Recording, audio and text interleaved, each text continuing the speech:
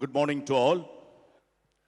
இந்த நாளுடைய நம்முடைய சிறப்பு விருந்தினர் அவரை குறித்த ஒரு சிறிய அறிமுகம். இது அவருக்கு அறிமுகமே தேவையில்லை.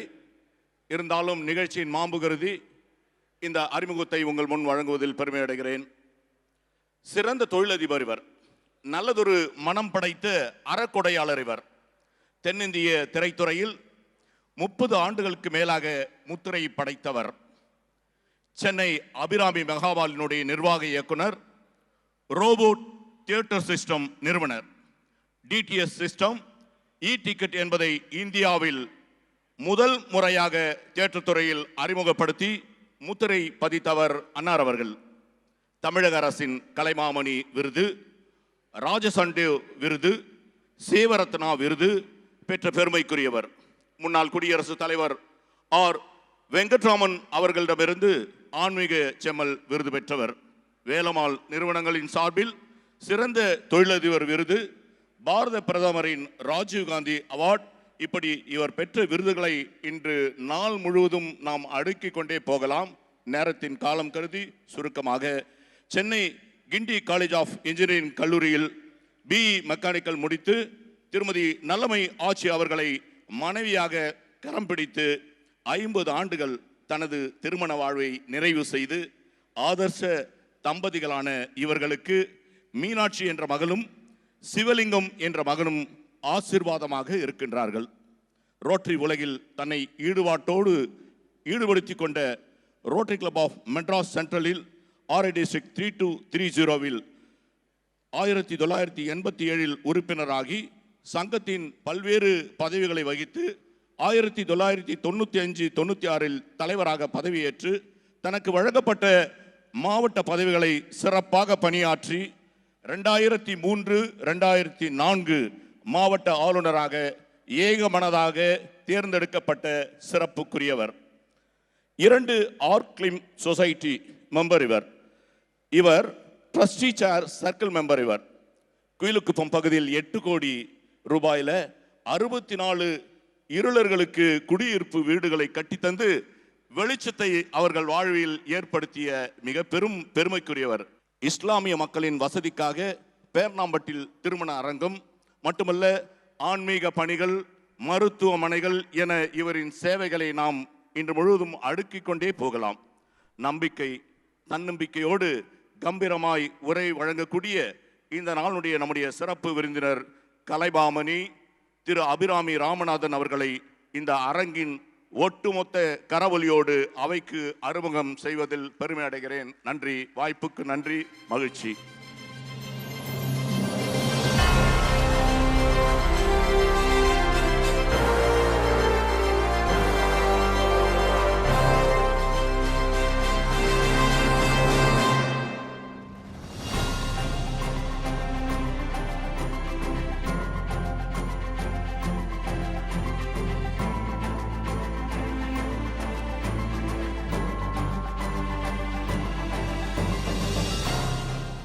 இங்கு திரளாக வந்திருக்கும் பெரியோர்களே, உங்கள் அனைவருக்கும் என் முதற்கண் வணக்கம்.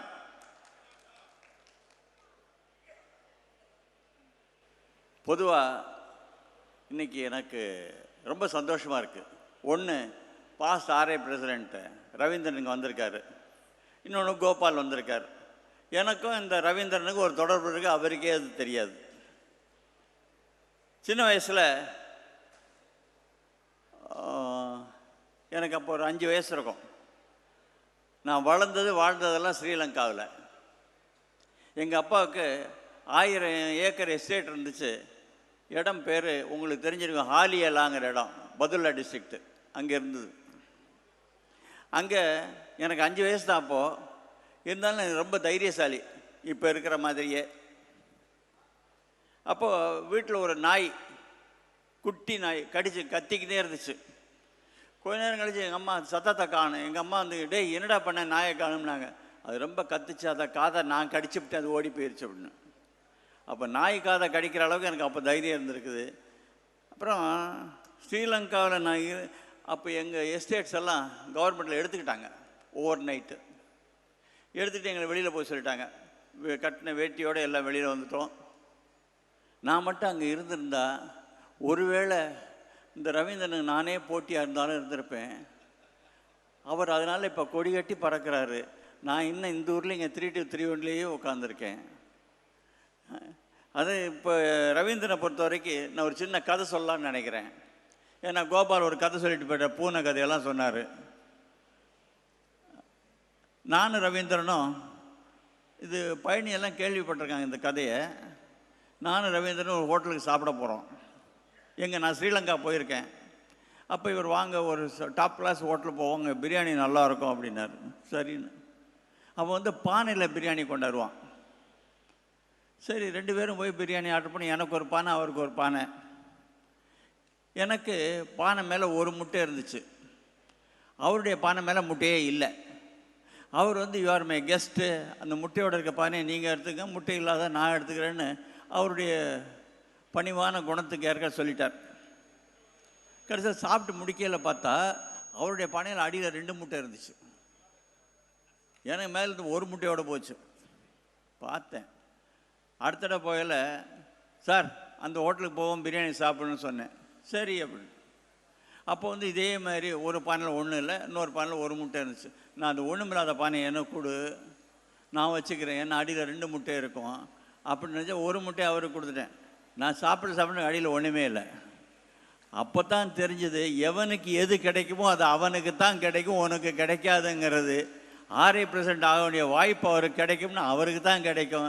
நான் தொங்குனாலும் எனக்கு கிடைக்காதுன்னு எனக்கு தெரியும். அதே மாதிரி இந்த கோபால் இவர் நேராக பார்க்கல, இவர் ஒரு கேள்வி கேட்கணும்னு இருந்தேங்க. இன்றைக்கி நேராக பார்த்துட்டேன். இவர் திருச்சியில் அஜந்தா ஹோட்டல் ஓனருங்க. அந்த காலத்தில் இந்த மாடர்ன் ஹோட்டல்ஸ்லாம் வர்றதுக்கு முன்னாடி இருந்த ஒரே ஒரு ஹோட்டல் இந்த அஜந்தா தான்.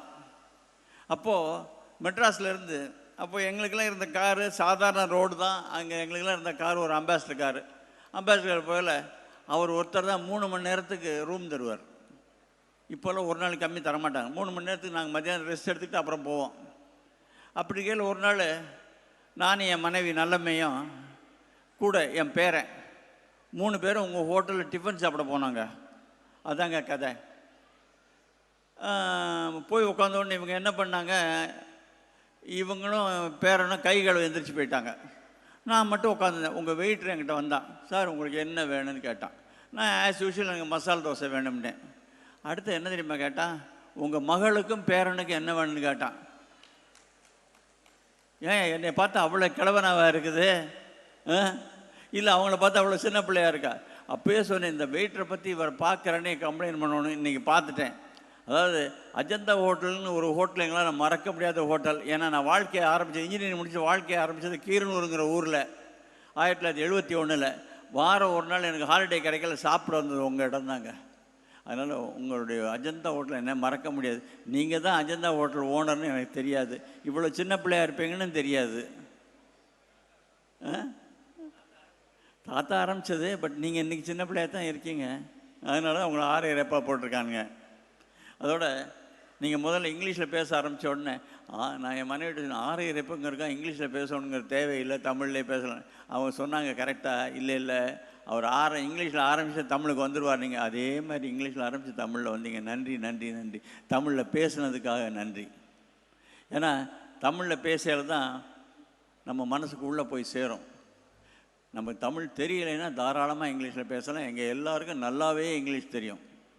இங்கே இருக்க 100% இங்கிலீஷ் தெரியாதவன் எவனா இருந்தால் கை தூங்க பார்ப்போம். நிர்மல் கை தூக்க போறியா? இல்லையே.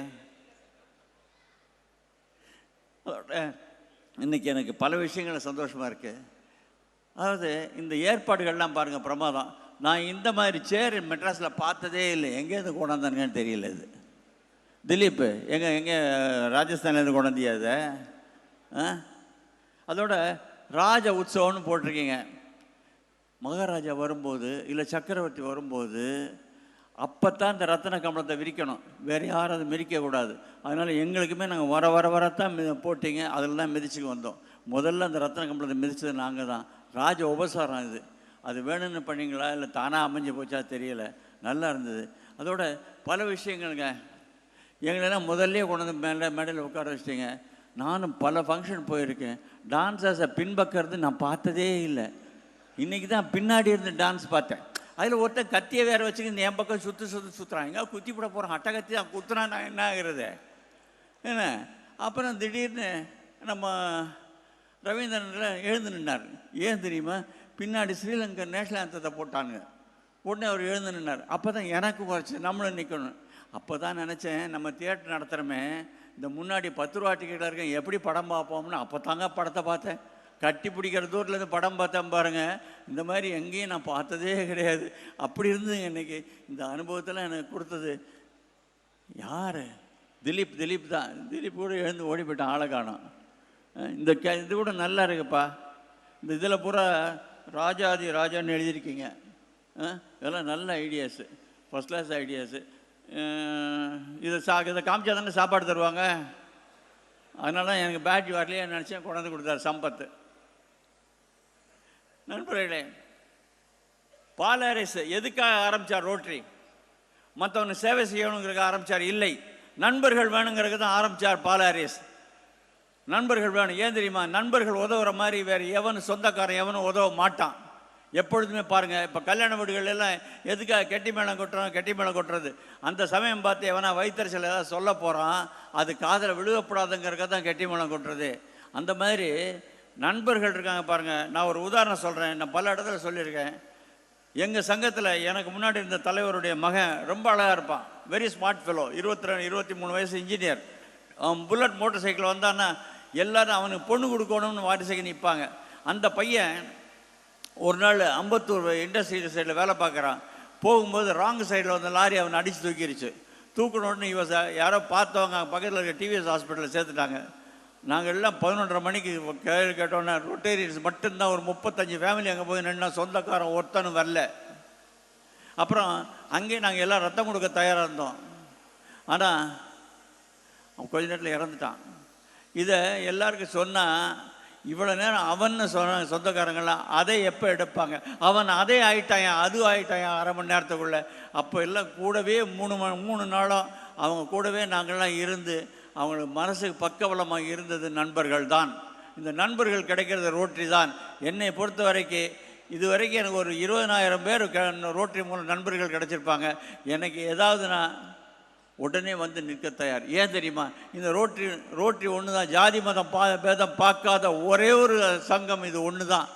இப்போ நான் என்னைக்காவது இந்த குடியாத்தம் பழனி இருக்காரு, அவரை பார்த்து நீ என்ன ஜாதின்னு கேட்டிருக்கேன்னா, ஆள் அழகாக கருப்பாக இருக்கார், ஆனால் வேறு எந்த ஜாதியும் நான் கேட்டதே கிடையாது.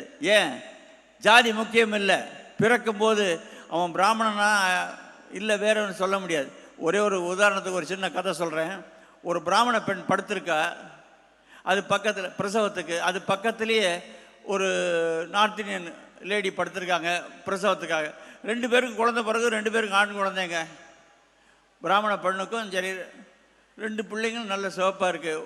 அந்த கையில் டோக்கன் போடுவாங்க தெரியுமா, குளிப்பாட்டை குடிக்கும் போயில.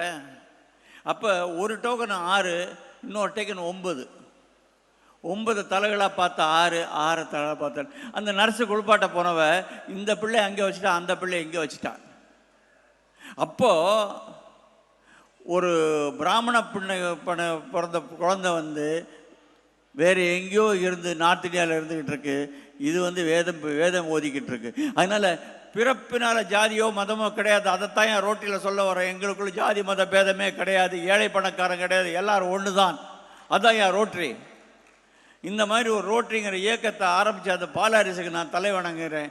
எங்கேயோ எப்போ ஆரம்பித்தார், 4 பேரை வச்சு ஆரம்பித்தார். ஆனால் இன்றைக்கி எவ்வளோ பெருசாக உண்டாயிருச்சு. ஏன்னா உலகத்தில் சாதிக்க முடியாது, சாதித்த அரசாங்கங்கள் சாதிக்க முடியாது, சாதித்தது நாம் தான். போலியோ ஒழித்தது நாம் தான், வேறு யாரால் முடியும்? நம்மால் முடியாதுன்னு எல்லாரும் எள்ளி நகையாடியவர்கள் எல்லாரும் இன்றைக்கி வாயடைச்சி போய் நிற்கிறாங்க.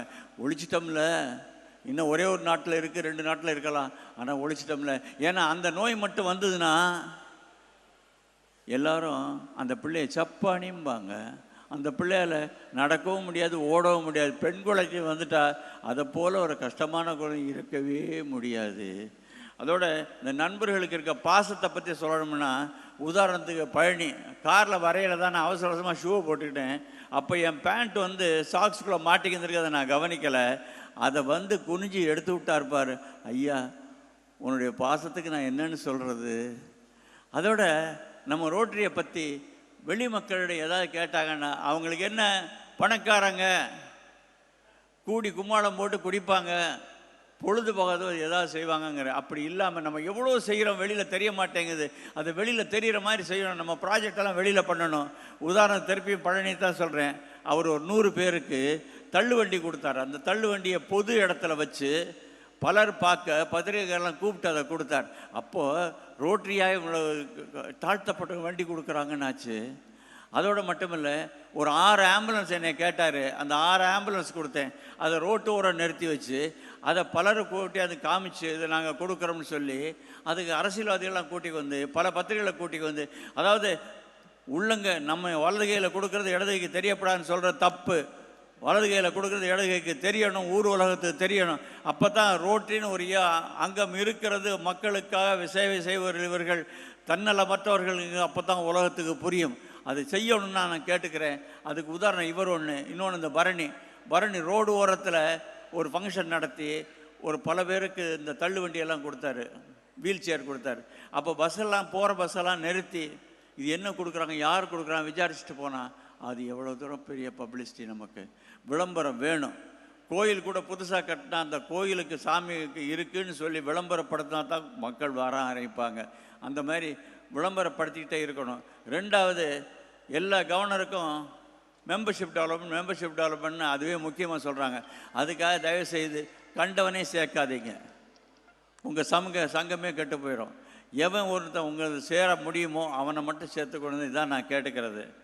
பல விஷயங்கள் நான் பேசணும்னு நினைக்கிறேன். ஆனால் எனக்கு அப்புறம் பாஸ்ட் RA பிரசிடென்ட் பேச போகிறாரு. இந்த RA பிரசிடென்ட் பற்றி முக்கியமாக சொல்லணும்னா என்ன தெரியுமா, இவர் எங்கள் ஊர் மாப்பிள்ளைங்க. இவர் என் வக்கீலுடைய மாப்பிள்ளை. அதுவும் எப்படி எங்கள் டிரைவிங் ரூட்டில் சில அவங்கள சந்தித்து பார்த்து பேசி கல்யாணம் பண்ணிக்கிட்டார். அதாவது ஒரு ஸ்ரீலங்கன் தமிழன் என் வக்கீலினுடைய மகளை கல்யாணம் பண்ணிக்கினார், காதலிச்சு கல்யாணம் பண்ணிக்கிறார். அவர் தான் என் பாஸ்ட் RA பிரசிடென்ட். இப்போ தெரியுதா ஜாதி மத பேதம் கிடையாது, எல்லாம் ஒன்று தான் சமம்னு. அதோட அவரை பார்த்தா ரொம்ப சின்ன பிள்ளையாக இருக்குது. அதனால் உங்கள் வயசு என்னன்னு கேட்டேன். அவருக்கு 72 தானா. 77 வரையில் நீங்கள் எப்படி இருக்கேன்னு பார்க்கணும். ஏன்னா நான் 77 இப்போ நிற்கிறேங்க. அதோட எங்களெல்லாம் சோதிக்கிற மாதிரி ஒரு படி வச்சுருக்காங்க. அது கீழே எல்லாம் பார்த்தா பிஞ்சு போய் இருக்குது. அட்டையில் பண்ணதான்னு தெரியல, எங்கேயா விட்டு போயிட போதுன்னு பயமாக இருக்குது ஒரு காலையும் வைக்கையில். ஆனால் நம்ம கவர்னர் அவர் மாதிரி ஒரு நல்ல மனுஷன் உலகத்திலேயே பார்க்க முடியாதுங்க. ஏன் தெரியுமா, எப்பவும் யார்கிட்டையும் சிரிச்சுக்கிட்டே இருப்பார். சிரிச்சுக்கிட்டே இருக்க மனசில் நம்மளை திட்டுறானா நம்மளை விரும்புகிறான்னு கண்டுபிடிக்கவே முடியாது.